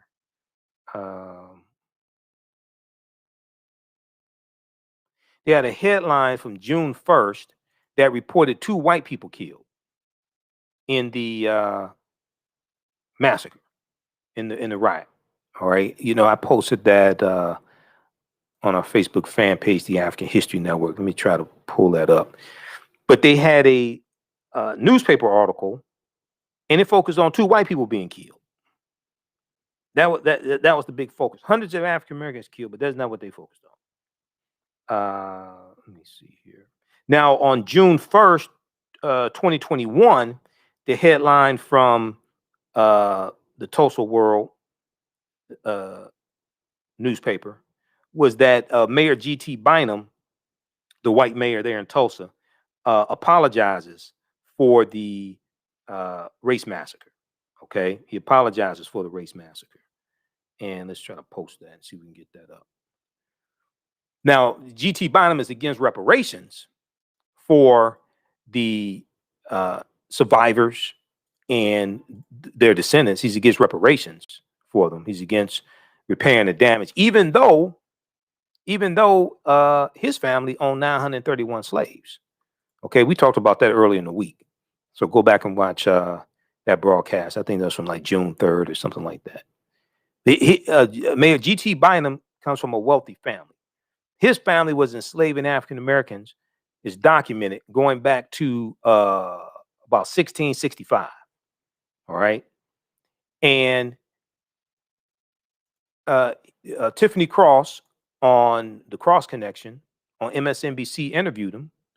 And he talked about how, you know, he's against reparations, all that stuff. But his family owned collectively 931 slaves. He said he didn't know anything about that. He didn't say it wasn't true, according to the statement that she read. He said he didn't know anything about that.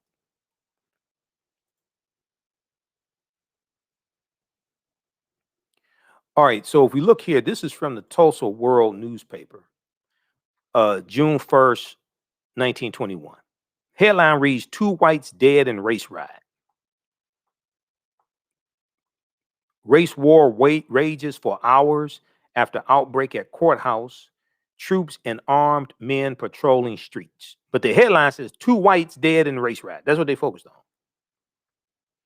Now, the this one here, they have the side by side. 2021, mayor apologizes for race massacre.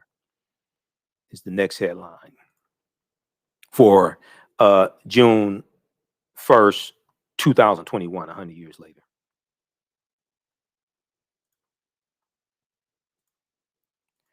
Okay, let's continue here. Let me pull up this one. All right. So Scott Ellsworth, and I saw him in the document, some of the documentaries. He's in the documentary from the History Channel, Tulsa Burning, 1921 Race Massacre. Scott Ellsworth is a professor at the University of Michigan, and he's the author of the book Death in a Promised Land, the Tulsa Race Riot of 1921. Death in a Promised Land, the Tulsa Race Riot of 1921. He said it was a big story. Okay. It was a big story. And he says several newspapers immediately covered the devastation, including the Tulsa World newspaper, the New York Times, and the Times of London. And some white Tulsans boasted about the bloodshed and sold photographic postcards of the carnage. All right. So, you know, there's a history of taking pictures of lynchings, African Americans being lynched, and selling them as postcards. Because I've said before, you know, the dehumanization of African Americans has always been entertainment for this country. The dehumanization of African Americans has always been entertainment for this country. So you had several newspapers immediately covered the devastation, including the Tulsa World, the New York Times, and the Times of London. And some white Tulsans boasted about the bloodshed and sold photographic postcards of the carnage, but a culture of silence soon became the norm. A culture of silence soon became the norm. Professor Scott Ellsworth said the businessmen the political types, and whatnot all realized fairly quickly that they had a huge PR problem with the massacre. See, the massacre wasn't good for business because oil was discovered in 1905 in Tulsa, in Oklahoma, and Tulsa was known as the oil capital of the world. All right. So you can't have a race massacre taking place in the oil capital of the world. That's not good for business. People will not want to move to Oklahoma, will not want to move to Tulsa.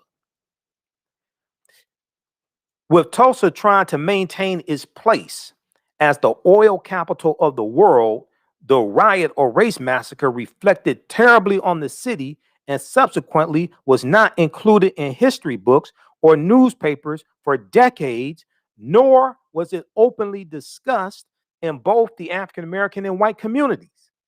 Some newspaper accounts from the period were even removed. Some newspaper accounts from the period were even removed before editions of that newspaper were recorded on microfilms, according to the Tulsa World. The Tulsa World is admitting what happened. White residents did not want to admit. Now, this is taking place today because there's a lot of white people in Tulsa that they don't want to talk about it. Now, you have some that talk about it and say, yeah, my great granddaddy was there and he killed the African Americans, things like this. But you have some of them, they don't want to talk about it. They don't want to deal with reparations. They just want to act like this didn't happen. That was 100 years. That was a long time ago. It was 100 years ago. Okay. Now they may celebrate President's Day, celebrate 4th of July. Well, that was 1776. That was further back. I ain't a mathematician, but I think 1776 was longer ago than 1921. You want to celebrate 1776, but you don't want to deal with 1921. Some of them may celebrate Confederates Day and all types of nonsense like that. White residents did not want to admit that relatives or friends had participated in the massacre. And African American residents did not want to pass on the pain to their children, says Michelle Place, executive director of the Tulsa Historical Society and Museum. She said, if you told them the stories of how hard you had worked, what you had built, and how we lost it, then that sets the children up for fear that it could happen again. If you told them the stories of how hard you had worked, what you had built, and how we lost it, then that sets the children up for fear that it could happen again, she says.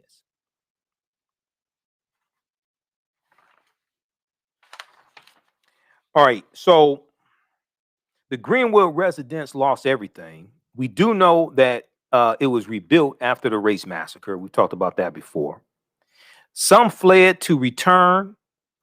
Some fled to never return, lost their land. Okay, and a lot of the land, the clip I played from Tiffany Cross's show, okay, the Cross Connection, when she was there in Tulsa, I think that was like March 28th. One of the things they talked about is how most of the land that's there in North Tulsa now that black people used to own is owned by the city of Tulsa, because these African Americans fled and their land was taken. So some fled never to return, while others were relegated to living in tents and getting assistance from the Red Cross, because the Red Cross set up a makeshift hospital in Booker T. Washington High School. The Red Cross set up a makeshift hospital in Booker T. Washington High School, and they're going to tend to the victims. So the count of 300 victims, that comes from the Red Cross, okay? So they got assistance from the Red Cross until they had the means and materials to rebuild. Though African-American residents filed $1.8 million in riot-related claims with insurance companies, they were all denied. All the claims were denied. African-Americans were blamed for the race massacre. You instigated it. It's your fault. But rebuilding began within months, and community gyms like the Dreamland Theater, okay, reopened along with stores and other buildings. And what's going to happen is it's going to be thriving again in 1926 when Dr. W.B. Du Bois visits, because we rebuilt Greenwood. And some estimates are that it was built better the second time than the first time. We rebuilt it. It was thriving in the 1950s and 60s. But largely what's going to happen, you have expressways that come through in 1970, and that's going to wipe out businesses. Homes are going to be taken through eminent domain. You are going to have some African Americans when civil rights laws come and desegregation is struck down. You're going to have some African Americans who are taking some money into South Tulsa and spending it in South Tulsa. You're going to have some pioneers who die out. They leave land or businesses to their children or grandchildren. The children or grandchildren, some of them keep it and continue. Others don't want it and sell it, move away. Okay. But what was going to be really devastating is when expressways come through. And that's what we've been talking about the past week. What's going to be really devastating is when the expressways come through. And we know that comes from the U.S. Interstate Highway Acts in 1952 and 56 that drive about 41,000 miles of U.S. interstate highways all across the country. All right, those watching on our Facebook fan page, The African History Network, The African History Network, and my YouTube channel, Michael Imhotep, keep watching. We're going to keep broadcasting for a few more minutes. I'll be in Atlanta for Friday, June 18th through Sunday, June 20th at Centennial Park at the 9th annual Juneteenth festival, Juneteenth Music Festival and Parade. Visit JuneteenthATL.com, JuneteenthATL.com for more information. I'll be speaking that Saturday, Sunday, 3 p.m. to 4 p.m. at the amphitheater. And I'll have a vendor booth there as well. We'll put this information at our website, AfricanHistoryNetwork.com. They're sold out on vendor booths. But I talked to Bob Johnson, who organizes this. They're sold out on vendor booths, not the Bob Johnson from BET. They usually have like 100 to 130 African-American vendors, et cetera. They have musical acts. Arrested Development is performing this year. Arrested Development, Everyday People in Tennessee, they're performing. Angie Stone's performing.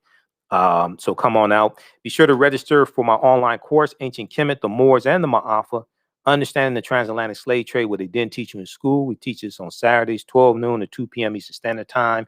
It's a 10-week online course. We deal with thousands of years of history. It's on. We have a discounted now. It's only $60 for the 10 weeks. Dr. David Imhotep, author of the book, The First Americans Were Africans, Documented Evidence. He'll be our guest speaker on Saturday, June 12th. So register for the course. You can register at our website, AfricanHistoryNetwork.com. And also you can support the African History Network, $ the AHN Show through Cash App, $ the AHN Show through Cash App, or through PayPal, paypal.me /the AHN Show. And when we do it through Cash App, be sure to type in $ the AHN Show, SHOW.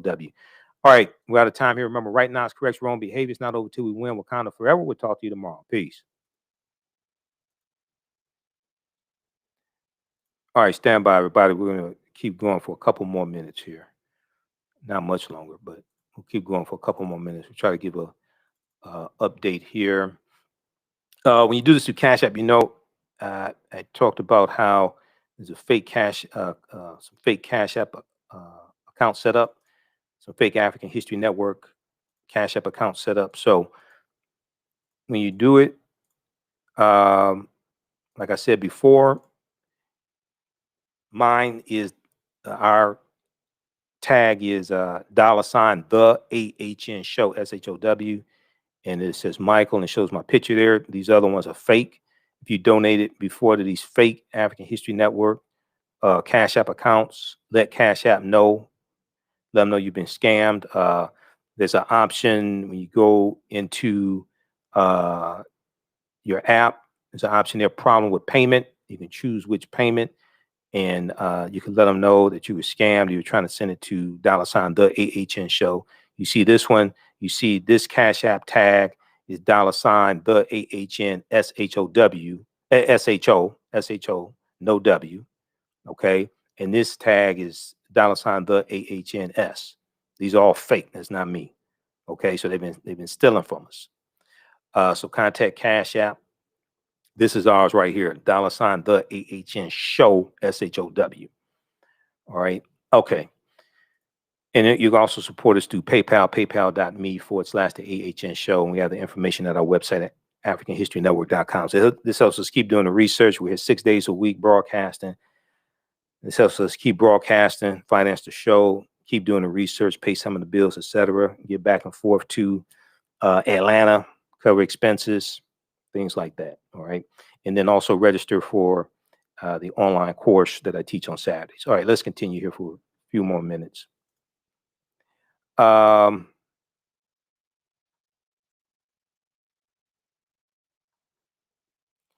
Okay, so we're dealing with the article dealing with how was this covered up for so long? How was this covered up for so long? So we have the rebuilding of Dreamland Theater. Now, as the civil rights era brought hard-fought change to the nation, Greenwood began to decline, even though it's still thriving in the 50s and 60s. All of the entrepreneurs began to age out, and their children did not want to take over the beauty shop or the grocery store or the movie theater. Many of them had gotten their education and became professionals and moved out of Greenwood to different parts of the country, says Michelle Place, okay, with the Tulsa Historical Society Museum. Many of them had gotten their education and become professionals and moved out of Greenwood to different parts of the country. And she said, and she added that with segregation, dollars were once concentrated in Greenwood, but now they were spent elsewhere. So you're going to have that taking place. Some dollars are spent elsewhere. Some are being spent there because it's still thriving in the 60s, but you have this decline taking place for a number of reasons. But in the 70s, when expressways come through, that's really going to be the death knell. That coupled with urban renewal efforts that inserted an interstate highway through Greenwood drastically changed the area. That's Interstate 244. And then also you have US 75 freeway as well. Okay, so check out the rest of this piece here from history.com. How the Tulsa Race Massacre was covered up. There were people threatened not to talk about this as well. Some of the documentaries that came out recently that's discussed. There were people threatened not to talk about it. And there was also a frustration and a pain that a lot of African Americans had about recounting it. All right. There was but this really becomes a national story in 1998. Okay. Where this really gets exposed. All right. Lastly, there is there's a piece from independent.co.uk. Tulsa Race Massacre, 5 more bodies found at mass grave site. Tulsa Race Massacre, 5 more bodies found at mass grave site.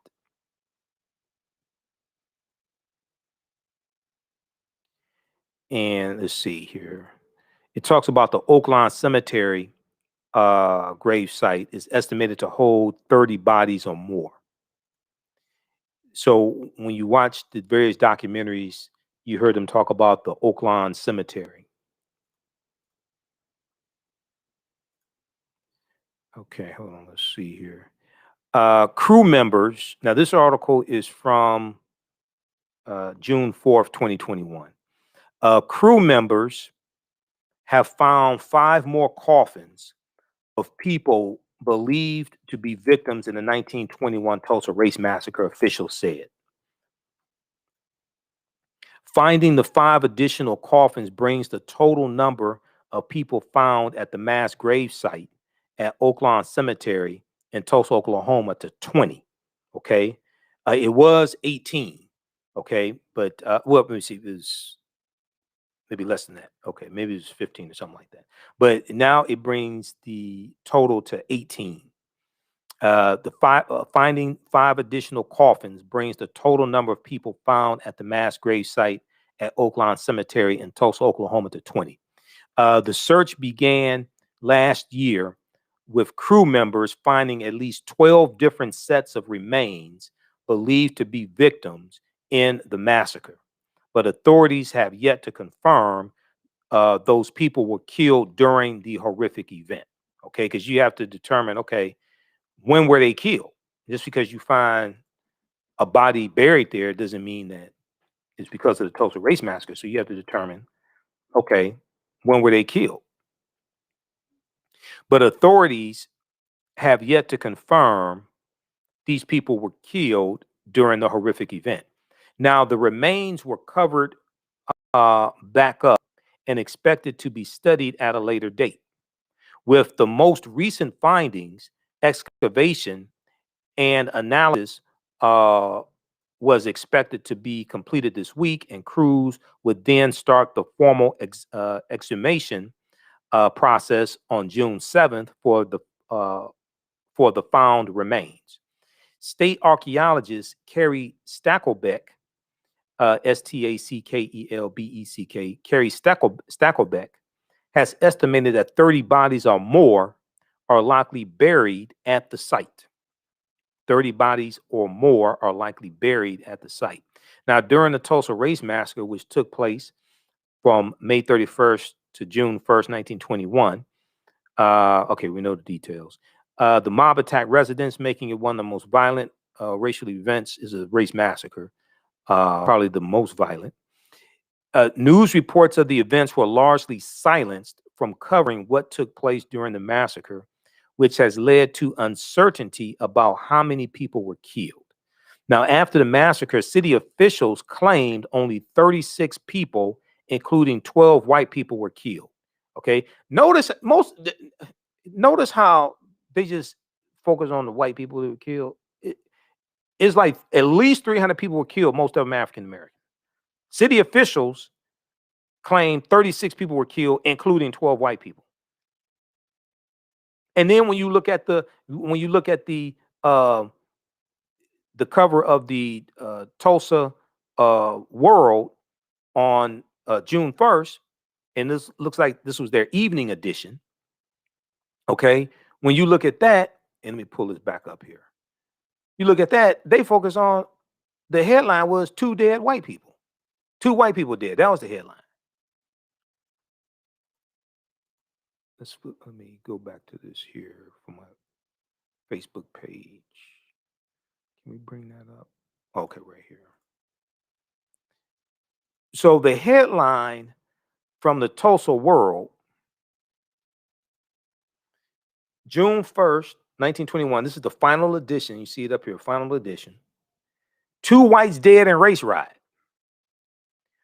Race war wages for hours after outbreak at courthouse. Troops and armed men patrolling streets.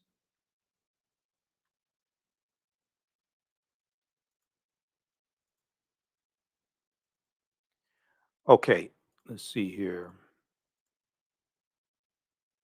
All right, so after the massacre, city officials claimed only 36 people, including 12 white people, were killed. But historians have now estimated the death toll to be between 75 to 300. It is at least 300. That was the count from the Red Cross, and the Red Cross was tending to the victims who could make it there to the makeshift hospital. Thousands of residents were also left homeless. Okay, all right. So check out the rest of this here. Tulsa Race Massacre. 5 more bodies found at mass grave site. This is from independent.co.uk. All right, look, we have to get out of here. Thanks for tuning in.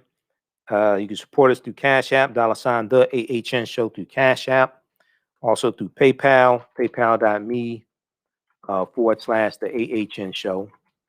And we are here Monday through Friday, 11 p.m. to 12 midnight Eastern Standard Time. And Sundays, 9 p.m. to 11 p.m. Eastern Standard Time. We're 6 days a week. Follow us on our Facebook fan page, The African History Network, The African History Network, and our YouTube channel, Michael Imhotep, IMHOTEP. We rebroadcast these shows throughout the day. And these shows are archived there, Facebook and YouTube, but also in audio podcast format. Download the iHeartRadio app. and search for the African History Network show. You can also search for 9:10 a.m. the Superstation, WFDF as well. And you'll be able to listen live. When we're on live, you can listen. But also, if you search for the African History Network show, it has my audio podcast there. Okay.